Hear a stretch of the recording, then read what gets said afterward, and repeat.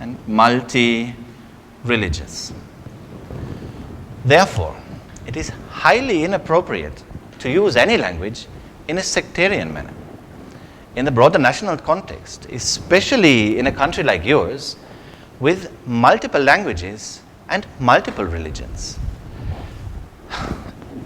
In the past, prioritizing on a single language has caused hazard and is something we would absolutely not advise. However, language has been very useful in the context of patriotism. However, on the global interest and the global interest of languages, and especially on a national scale, it is much more important to focus on a multilingual and multicultural harmony, because nationalism means that we should respect all nations living within one single country, regardless of the language and regardless of the religion. So do not misunderstand nationalism to be something just related to your own religion or your own language. That is something that we really must understand. Nationalism is about the nation itself, and if you are a nation like Sri Lanka with multiple religions and multiple languages, this should all be included within your nationalism. Any questions?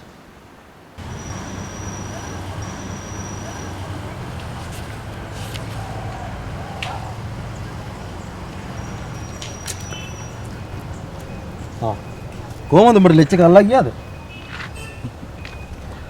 ඔබ දන්නවනේ ඉතින් අපි හද්ද පිටිසරෙන් ආපු කොල්ලෝ කියලා. අපිට තාම ওই සුද්දන්ගේ ඇක්සන්ට් හරියට තේරෙන්නේ නැහැ. පුරුදු වෙන්නත් එක තමයි යා. ගමෙන් ආපු උඹට විතරක් නෙමෙයි බං. නගරෙන් ආපු උන්ටත් ඇක්සන්ට් එක තේරෙන්නේ නැහැ.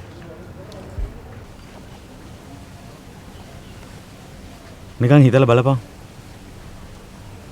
1815 ඉඳලා 1948 නිදහස ලැබෙනකම්ම රටේ රාජ්‍ය භාෂාව ඉංග්‍රීසි නෑ මචං. 1956 වෙනකම්. පාලකයන්ගේ භාෂාව රටවැසියන්ට තේරුනේ නැත්තම් ඒ මිනිස්සු ආණ්ඩුව ගැන මොනව හිතයිද? භාෂාව දේශපාලන ආයුධයක්. ආයුධ ගැටුණා වගේ භාෂාවක් යටත් විජිත යුගයේදී ගැටුණා. ශ්‍රී ලංකාවේ භාෂාව හා දේශපාලනය අතර සබඳතාව පිළිබඳ විද්‍යාත්මක සාකච්ඡා ඇති වූයේත් ඒ මත පදනම්ව දේශපාලන ගැටුම් ඇති වූයේත් 1950 දශකයේ සිටපුවත් එහි බීජ මෙරට මුළුමනින්ම බ්‍රතාන්‍ය යටත් විජිතයක් වූ කල සිටම දක්නට ලැබිණි. 1815 සිට මෙරට රාජ්‍ය භාෂාව ඉංග්‍රීසිය වූ බැවින් මේ රටේ බහුතරයක් වූ ස්වදේශිකයන්ට අත් වූයේ බලවත් අවාසනාවන්ත තත්වයකි. ඉංග්‍රීසි ජාතිකයන් විසින් ලංකාවට ඇවිදිලා ලංකාවේදී ඔවුන් දේශයේ සතු සම්පත් කොල්ලකාගෙන යන අතරවාරයේදී ජාතිකත්වයේ විනාශ කිරීමේ මාධ්‍යයක් හැටියට අවියක් හැටියට සිංහල භාෂාව භාවිතයෙන් තොර කිරීමට දරූ වෑයම ඉතාමත්ම වැදගත් ලෙස සැලකුවා. ඒ අනුව මොකද කළේ? අධ්‍යාපනය සම්පූර්ණයෙන්ම ඉංග්‍රීසි බවට පත් කරලා ඉංග්‍රීසියෙන් නඩු අහන තැනට ගෙනාවා. සාමාන්‍ය ජනතාවට පැමිණිලිකරුටවත් විත්තිකරුටවත් නොතේරෙන භාෂාවකින් නඩු අහන්න පටන් ගත්තා. රාජ්‍ය ව්‍යවස්ථාව ඉංග්‍රීසි මාධ්‍යයෙන් රචනා කළා, නීති විශාරදයන් ඉංග්‍රීසියෙන් බිහි කළා, වෛද්‍යවරුන් සහ වෙනත් ඉහළ වෘත්තිකයන් ඉංග්‍රීසි මාධ්‍යයෙන් පුහුණු කළා. ඔවුන්ට ඕන විදිහට කවදා හරි දවසක මේ රට පාලනය කරන්න පුළුවන් වෙන ආකාරයේ ඉංග්‍රීසි ආධිපත්‍යයක් ඇති කරලා ගියා. මේ නිසා අසරණ ගැමියන් අධිකරණයේදී පවා අසරණ වූ අයුරු ලෙනාඩ් වුල්ෆ්ගේ විලේජ් ඉන් ද ජංගල් නවකථාවෙන් මොනවට පෙන්වා දෙයි. Who is appearing for the accused? There is no one appearing for the accused, Your Honor.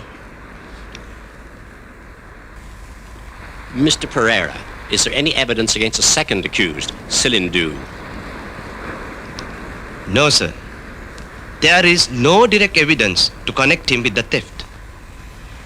He is the owner of the house, I understand, and therefore may be charged with the retention of stolen property? No, certainly not. If that's the only evidence connecting him with the theft, I shall discharge him at once. Especially as he does. අධිකරණ ක්ෂේත්‍රයේ පමණක් නොව එදිනෙදා සමාජ ජීවිතයේ බොහෝ අවස්ථාවල තමන්ට ආගන්තුක වූ ඉංග්‍රීසි භාෂාව නිසා යටත් විජිත යුගයේ ස්වදේශිකයෝ පීඩාවට පත් වූහ. ලංකාව ආක්‍රමණිකයාට හසුව තිබුණු කාලවකවානුවේදී ලංකාවේ මිනිස්සු කතා කළ භාෂාව වුණේ සිංහල. ඒ වගේම දෙමළ. ඒත් සාමාන්‍ය පුරවැසියන් ඉංග්‍රීසි භාෂාව කතා කළේ නැහැ. ඒ අනුව බලාගෙන ගියාම ජාතික භාෂාවන් බවට පත්ව තිබුණේ සිංහල සහ දෙමළ. හැබැයි කොමිෂන් සභා පාලනය කරපු කාලවකවානුවේදී කාල සීමාවේදී එමත් නැත්නම් තවත් විදිහකින් කියනවා නම් ඉංග්‍රීසීන් විසින් ලංකාව පාලනය කරනු ලැබූ අවධියේදී ඔවුන් සිංහලයවත් දෙමළවත් රාජ්‍ය භාෂා වශයෙන් භාවිත කළේ නැහැ. ජාතික භාෂා අභිබවමින් ඒ ජාතික භාෂාවල බලය යටපත් කරමින් ඔවුන් බලාරෝපණය කළ රාජ්‍ය භාෂාව ස්ටේට් ලැන්ග්වේජ් විසින් නැෂනල් ලැන්ග්වේජස් පරාජයට පත් කරනු ලැබූ යටපත් කරනු ලැබූ අවස්ථාවක් හැටියට තමයි අපිට දකින්න පුළුවන්කම තියෙන්නේ මේ යටත් විජිත කාලවකවානුව.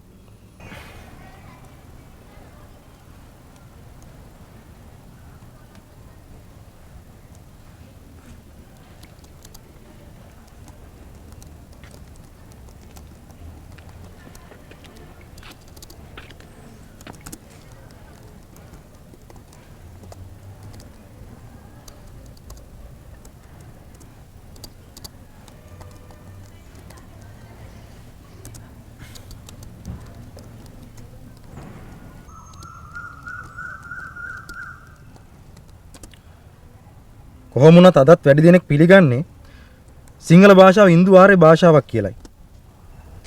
ඒක ඇත්ත. ඒත් මේ විවාද ආරම්භ වුණ කාලෙදී මේ සංකල්ප ඉදිරිපත් උනේ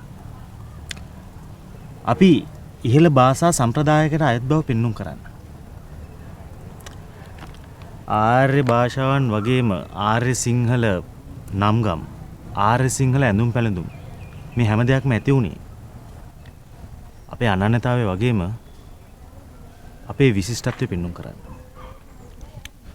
සමහර රටවල් වගේම අපේ රටෙත් ජාතික සටනීති භාෂාව ආයුධයක් කරගත්තා.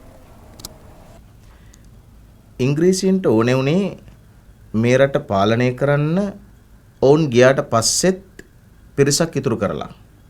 ඒක කරන්න නම් ඒ ඉතුරු කරන පිරිස ආඩ්‍ය කරන්නට ඕන කාරණා කීපයකින්. ඔවුන්ට මේ රට සූරා කන්න පුළුවන්කම ඇති කරලා යන්න ඕනි. සූරා කැනීමේ මාධ්‍යයක් හැටියට මේ ධනය සම්පත් ඔවුන් සතු කරගැනීමේ නතු කරගැනීමේ මාධ්‍යයක් හැටියට ඔවුන්ට ඔවුන්ගේ බස ඉංග්‍රීසින්ගේ බස දීලා යන්නට ඕන. ඒක ඊටම නිවැරදිව ඔවුන් සිද්ධ කළා. ඔවුන්ගේ සැලැස්මේ කොටසක් හැටියට නිවැරදිවම එය සිද්ධ කළා. භාෂානුරාගය ඕනෑම රටක ජාතික ව්‍යාපාරයකදී ඉතා වැදගත් වේ. ශ්‍රී ලංකාවේ නූතන යුගයේ භාෂානුරාගය දක්වන පළමු වන කෘතිය ලෙස ජේම්ස් ද අල්විස් පඬිතුමා රචනා කළ ද සිදත් සංගරාව A Grammar of the Sinhalese Language යන පොත සඳහන් කළ හැකිය. එය හුදෙක් සිදත් සංග්‍රාවේ ඉංග්‍රීසි පරිවර්තනයක් පමණක් නොවේ. එහිදී සිංහල ප්‍රබල ප්‍රකාශන ශක්තියක් ඇති භාෂාවක් ලෙස හඳුන්වා ඇත්තේ සිංහල භාෂාව පිළිබඳ අභිමානයක් ඇති කරවමින්. භාෂානුරාගී භාවය නැති කිරීම උදෙසා තමන් යටතේ පාලනය කරනු ලැබූ ඒජන්තවරයා යටතේ පාලනය වෙච්ච ආරච්චිලට කෝරළේ මහත්තුරුන්ට මේ භාෂාව කැඩි කැඩි හරි පාවිච්චි කරන ඉංග්‍රීසිය අගය කිරීමට ඉගැන්වුවා. ඒ වගේ හිටපු ආරච්චිලවරු කෝරළේ මහත්තුරු සහ රටේ මහත්තුරු ඉංග්‍රීසි භාවිත කරමින් තමන්ගෙන් යටත් වැසියන්ව පරිපීඩනයට පත් කළා. සුද්දන්ගේ ඉංග්‍රීසිය ලොකු දෙයක් හැටියට සැලකුවා. ඉංග්‍රීසි පාලනාධිකාරියට බැලමෙහෙවරකම් කරපු ශ්‍රී ලාංකික ප්‍රදේශපාලකවරු. මේම නිසා තමයි පසු කාලයකදී කුමාරණතුංග මුනිදාස ශූරීන්ට ඒ වකට හිටපු හෙළ අහවුලේ භවතුන්ට භාෂානුරාගී දේශපාලනයෙහි නියැලෙච්ච අයට ටිබෙට් ජාතික ඇස් මහින්ද හාමුදුරුවන්ට සිද්ධ වුණේ සිංහලයේ තියෙන බලය පෙන්වීමට. ඒ අනුවම තමයි ජේම්ස් ඩාල්විස් තුමන් ඉංග්‍රීසි මාධ්‍යයෙන් සිදත් සංගරාව පළ කරන්නේ ට්‍රාන්ස්ලේෂන් එකක් හැටියට, පරිවර්තනයක් හැටියට. ඒකෙදි ඔහුගේ භාවිතාව උනේ, ඔහුගේ භාවිතාවෙහි ප්‍රඥා ගෝචර භාවය උනේ ඉංග්‍රීසි දැනුම ඇති තැනැත්තන්ව දැනුවත් කරනු ලැබුවා සිංහලයට ආවේනික, මේ රටට ආවේනික විශේෂ භාෂා සම්ප්‍රදායක් තිබුණාය කියන කාරණාව. ඒ භාෂා සම්ප්‍රදායේ අනන්‍ය ලක්ෂණ තිබුණාය කියන කාරණාව. එය කවියට හුරු භාෂාවක් බව, ඒ වගේම ලේඛනයට හුරු භාෂාවක් බව පැහැදිලිව තේරුම් යවන්නට තමයි ජේම්ස් ඩාල්විස් ෂූරීන් ඒ කටයුතු සිද්ධ කළේ.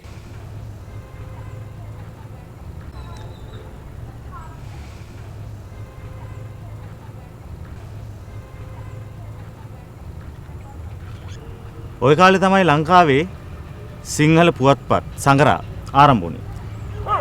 ඒවායිනුත් භාෂානුරාගයට අනුබලයක් ලැබුණා. 1906 දී ගාල්ල මහින්ද විද්‍යාලයේ විදුහල්පති වූ එල්.එෆ්. වුඩ්වර්ඩ් මෙන්න මෙහෙම කියනවා.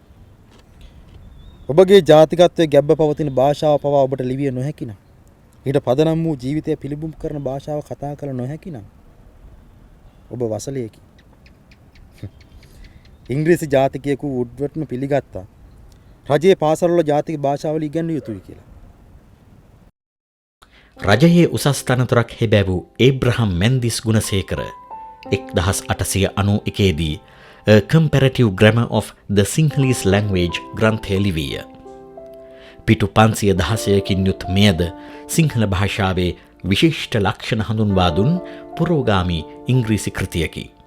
19 වන සියවසෙහි මැද භාගයේ සිට 20 වන සියවසෙහි මුල් භාගය දක්වා මෙලෙස සිංහල භාෂාවේ විශිෂ්ටත්වය දක්වන කෘති ඉංග්‍රීසි භාෂාවෙන් පළ කිරීමෙන් ඉංග්‍රීසි පාලකයන්ට යම් සංඥාවක් ලබා දුන්නේය.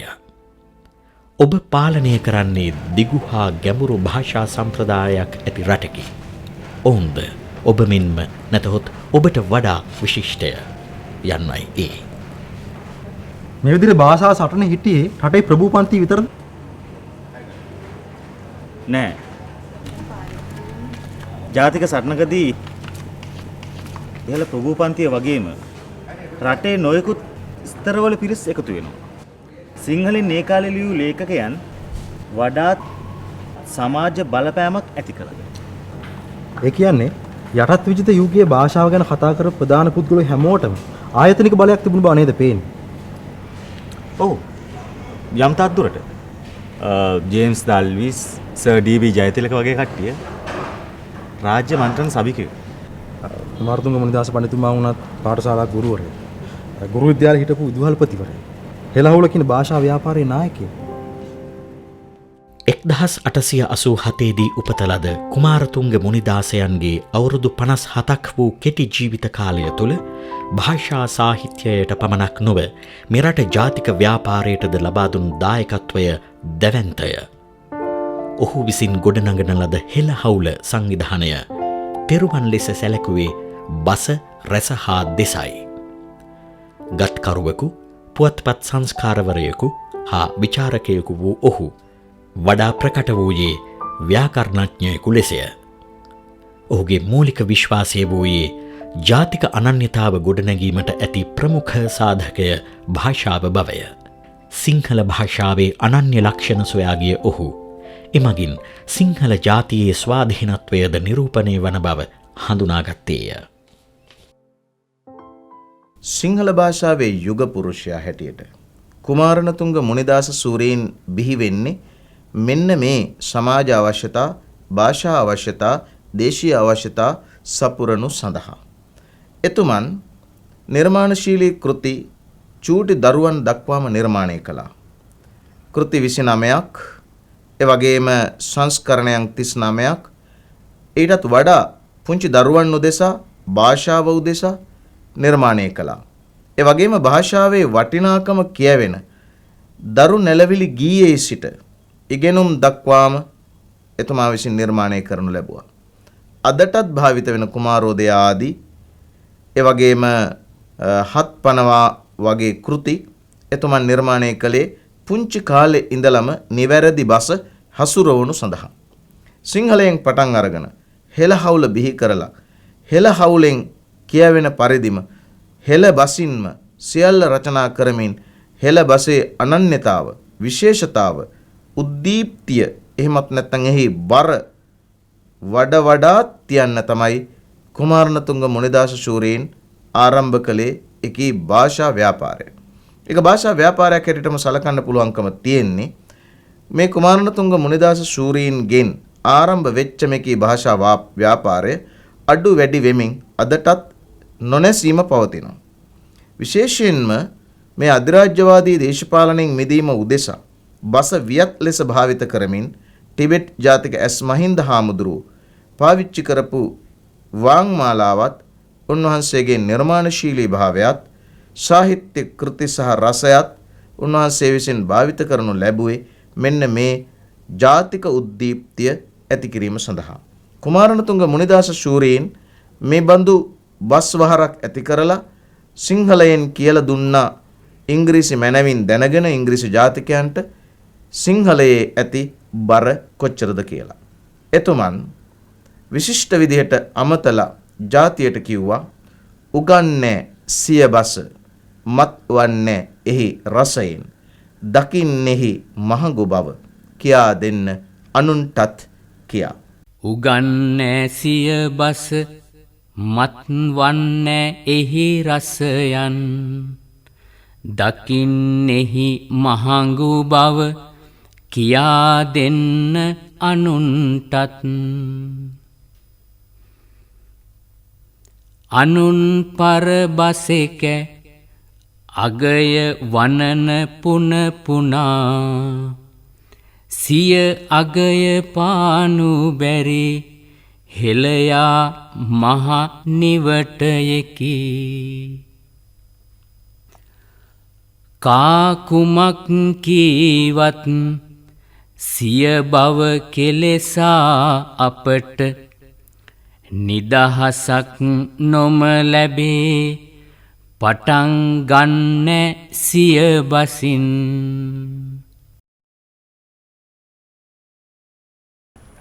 කුමාරතුංග මුනිදාස මහත්තයා ප්‍රමුඛ හෙළහවුල විශ්වාස කළේ අපේ රටේ ඉතිහාසය භාෂාව බොහෝ රටවල් වල ඉතිහාසයන්ට වඩා ඉතාමත්ම පැරණි ඒ වගේම ශ්‍රේෂ්ඨයි කියලා. මේ අදහස් වලින් පේන්නේ අපේ අතීතය පිළිබඳව, අපේ භාෂාව පිළිබඳව, අපේ ජාතිය පිළිබඳව ආඩම්බර වෙන්න පුළුවන් කියලා. මේ ජයග්‍රාහී අදහස් 20 වෙනි සියවසේ අපේ රටේ මිනිස්සුන්ගේ ජන විඥාණය නිදහසට යොමු කරන්න හේතු වුණා.